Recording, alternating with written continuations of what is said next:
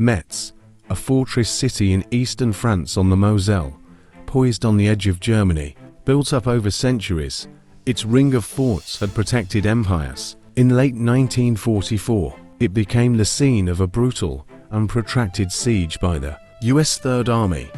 After a lightning advance across France following the Normandy breakout, Patton's forces reached Metz in early September, expecting a rapid victory. Instead, delay. Fuel shortages caused by Eisenhower's allocation to the northern front slowed the advance, as supply lines stretched across hundreds of miles. Troop units scraped together every possible resource, including captured fuel and convoys delivering critical supplies. The terrain around Metz, the Moselle and Saale rivers, thick forests, hills and its 19 massive forts, built by the Germans after 1870, were ideal for defense. These concrete fortresses featured underground tunnels, steel gun turrets, barbed wire, minefields, and self-sustaining infrastructure, including hospitals and command centers. Hitler had declared Metz a fortress to be held at all costs under the command of the German First Army. On September 27, 1944,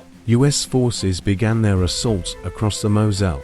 Earlier attempts to cross the river had been stalled by flooding, artillery, and sniper fire. Initial assaults on Fort Drouant failed. Flammethrowers, demolition charges, and artillery bombardments proved ineffective. Against the massive concrete defenses, the Germans used their tunnel systems to shift troops underground, avoiding destruction and reappearing in unpredictable spots. The Americans, unprepared for this kind of siege warfare in the modern era, struggled to adapt. Rain turned the roads to mud, and poor weather grounded air support 4 days at a time. The fighting quickly became brutal, close range, and exhausting. For weeks, the Americans were repelled again and again.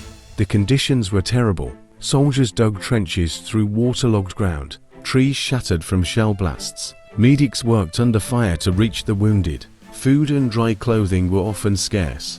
By mid-October, American forces began systematically attacking Metz's surrounding towns and outer forts.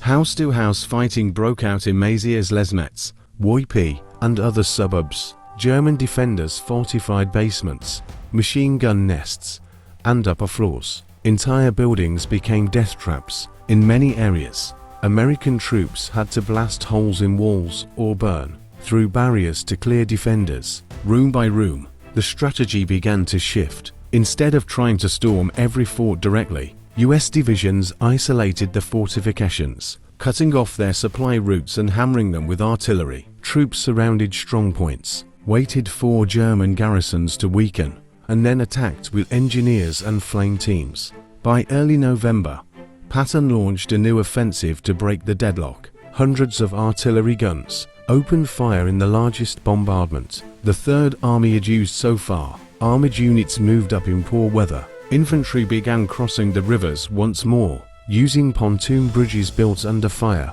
On November 9th, American forces launched a full-scale assault into Metz itself. The fighting was intense. German troops fell back into the city center and remaining fortifications, including the strongholds of Fort Platteville and Fort Jeanne d'Arc.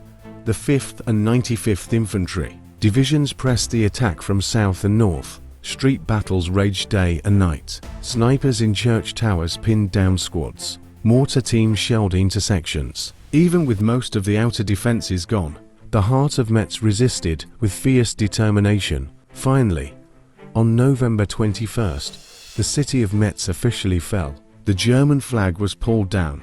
American troops raised their colors in a city shattered by weeks of combat. But the battle was not truly over. Several forts continued to resist. Most notably, Fort Jeanne d'Arc held out until December 13th, nearly 3 months after the first shots had been fired. Only when its garrison ran out of food and ammunition did they surrender.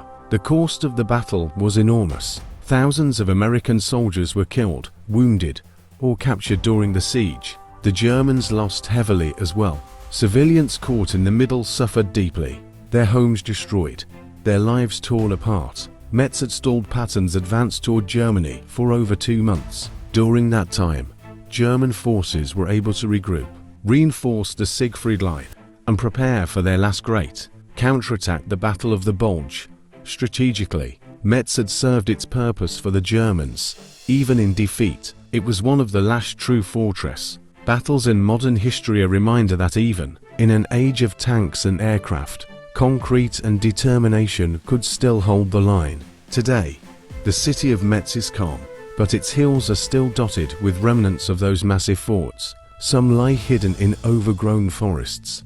Others have been sealed or preserved as reminders. The scars of artillery are still visible in places if you look closely. The Battle of Metz is not as well known as D-Day or Bastogne, but for the men who fought there, it was one of the hardest and most punishing experiences of the war. It was a siege that tested endurance, courage, and raw willpower. It proved that speed alone would not win the war, and that sometimes the only way forward was through stone, steel, and fire. If you found this story worth remembering, consider subscribing for more in-depth looks at the forgotten battles and soldiers of World War II. Thank you for listening.